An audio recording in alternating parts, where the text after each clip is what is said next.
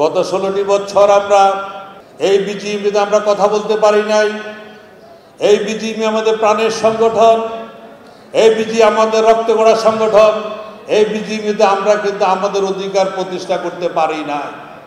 আজকে সময় এসেছে প্রতিবাদ করার। আজকে যারা এখানে উপস্থিত হয়েছেন, যারা আমরা দীর্ঘদিন থেকে এই গার্মেন্টস সেক্টরে গার্মেন্টস চালাতে গিয়ে দুঃখে দুঃখে মরছি, ফরিয়াদ করছি, আমাদের কথা শোনার কোনো লোক নাই, আমাদের কোনো অভিভাবকহীন ছিলাম আমরা। গত 16টি বছর যা ঘটে গিয়েছে, আল্লাহ রাব্বুল আলামিন কালামকে যে আয়াতটি আমি পাঠ করেছি, আয়াতে বলেছেন কি হয়েছে তোমাদের, তোমরা কেন ঘরে বসে আছো, তোমরা সত্য প্রতিষ্ঠার জন্য কেন যুদ্ধ করছো না?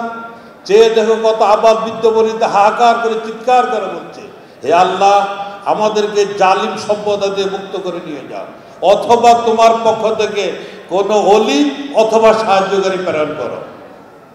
আমি আয়াত থেকে বলতে চাই, প্রিয় ভাই বোনেরা, গত 16টি বছর আমরা এই বিজিএমইতে আমরা কথা বলতে পারি নাই। এই বিজিএমই আমাদের প্রাণের সংগঠন, এই বিজিএমই আমাদের রক্ত গড়া সংগঠন। এই বিজিএমইতে আমরা কিন্তু আমাদের অধিকার প্রতিষ্ঠা করতে পারি না। অনেক মালিক ভাইয়েরা আছে যারা বিজিএমইর বারান্দায় গিয়ে পয়সা তারা কাজ করতে পারে নাই। অনেক ভাইয়েরা আছে লাইসেন্স করতে গিয়ে, ফ্যাক্টরি লাইসেন্স করতে গিয়ে তারা ওই মানে কি বলবো শব্দটা, যে বকশিস না দিলে তার মেম্বারশিপ পাওয়া যাচ্ছে না।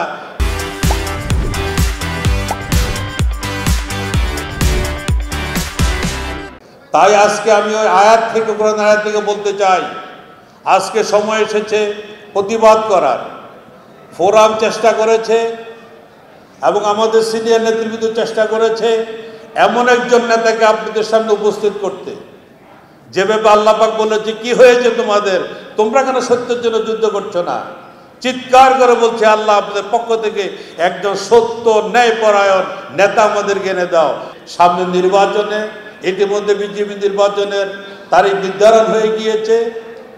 28শে মে আমাদের নির্বাচন হবে ইনশাআল্লাহ।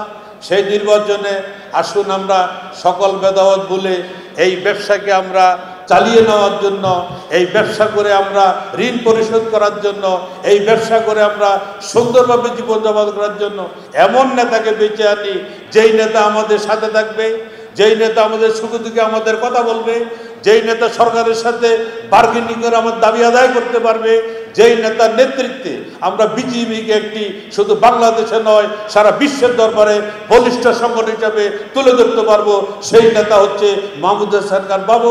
আসুন আমরা তাকে ইনশাআল্লাহ তার পূর্ণ প্যানেলকে আমরা এবার 28শে মে নির্বাচনে জয়যুক্ত করব, এই আশা ব্যক্ত করে আমি আপনাদেরকে আবারও এই প্রোগ্রামে এসে ইফতার মাহফিলে এসে শরীক হওয়ার জন্য আপনাদেরকে সাধুবাদ জানিয়ে আমি আমার বক্তব্য শেষ করছি। আসসালামু আলাইকুম ওয়া রাহমাতুল্লাহি ওয়া বারাকাতুহু।